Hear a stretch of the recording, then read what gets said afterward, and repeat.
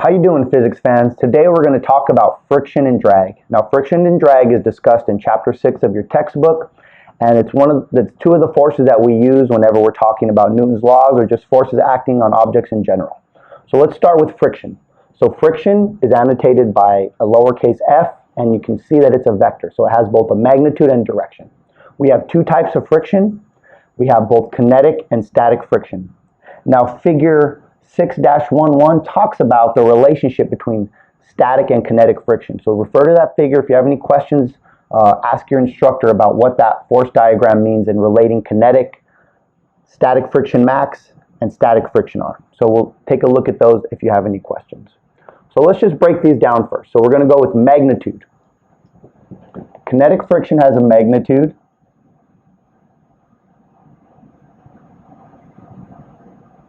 That's equal to the coefficient of kinetic friction times its normal force. Similarly, static friction, again, coefficient of static friction times the normal force. And then direction,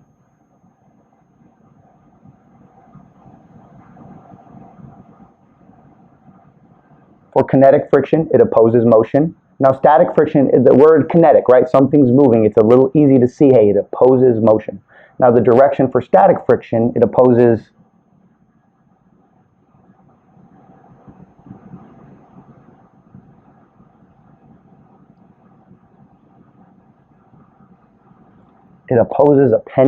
impending motion. So when I look at that and I'd say I'm about to move, in what direction I'm about to move, or what direction do I want to move, static friction is going to oppose that motion.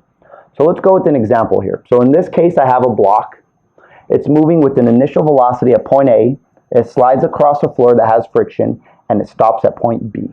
So in this case, I see there's motion. So right away, that cues me in that it's probably kinetic friction that's acting on this block.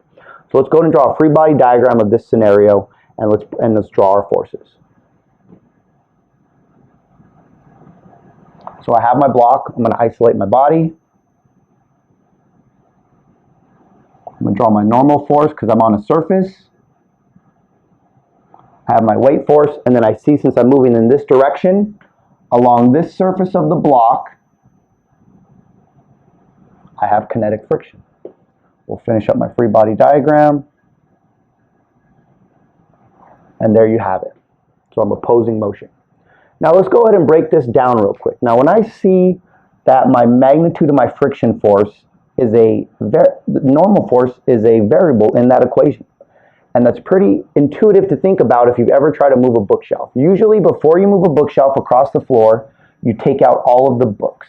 Now the reason you do this is you reduce the mass of that bookshelf, and you can see if I were to sum forces in the y direction, I would see that normal force, if I decrease this, my normal force should also decrease. Now if that decreases, as I push it across the floor, I know now that my friction force is going to be less.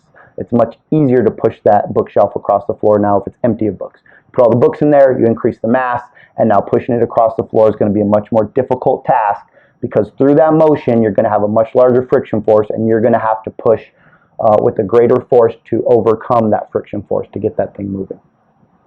All right, so the next force, let's talk about drag now. So drag is also a vector. Here's its magnitude.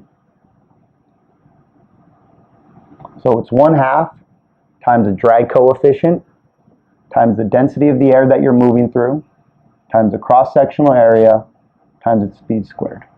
Now, much like friction, drag is opposing motion through a fluid. So again, its direction is it opposes motion.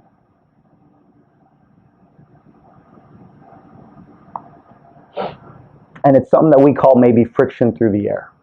Now, when I'm looking at this equation, often the most difficult variable to understand is the cross-sectional area.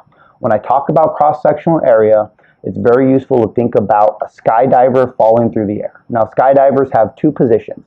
They have a nosedive and they have a spread eagle. If you have any friends on the parachute team, or ask in class, hey, anybody on the jump team that knows can talk about maybe the different positions as you're falling through the air. So a nosedive, if I'm nosediving, my head is presented to the air as I'm moving through it. my shoulders, and maybe whatever else is sticking out around my body, my equipment, my chute, whatever else. But that's a pretty small cross-sectional area when I compare it to a spread eagle position. Now I rotate, still facing the ground. I'm moving spread eagle. Now my entire body, not just my shoulders and head, my face, all of the front of my body, all my legs and my arms are all presented to the fluid that I'm moving through. That's a much larger cross-sectional area.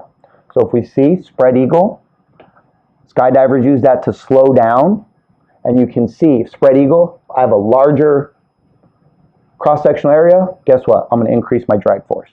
Nosedive, skydivers use that to speed up, much smaller cross-sectional area, and you can see my drag is going to decrease, so now I'm going to speed up or move much faster through that fluid. Let's go ahead and break down a object that's free falling through the air. So I have a block that's falling through the air at some constant velocity, and that's a special case. As this block starts to fall, it eventually reaches a velocity that's constant. It's no longer speeding up or slowing down. Another way to say that is its acceleration is equal to 0. So let's draw a free body diagram of this. I isolate my body. I know I have a weight force pointed towards the center of the earth. And in this case, I have a drag force as I'm falling through the air. Now that drag force originates at my effective cross-sectional area. And again, it opposes motion. So as I'm falling through the air, it's going to be pointed upward. We'll finish off my free body diagram. And now have a discussion with your instructor, what it means. Now when I look at this, I can apply Newton's second law in the y direction. And when I do that, I'll see that there's a special relationship between the drag force and the weight force in this case, with acceleration equal to 0. From there, you can solve for different quantities, terminal speed, you can determine your mass, you can determine certain things from that relationship. So again, that's a special case where we talk about drag. It's a terminal speed case. That concludes our video on friction and drag, and we'll see you next time.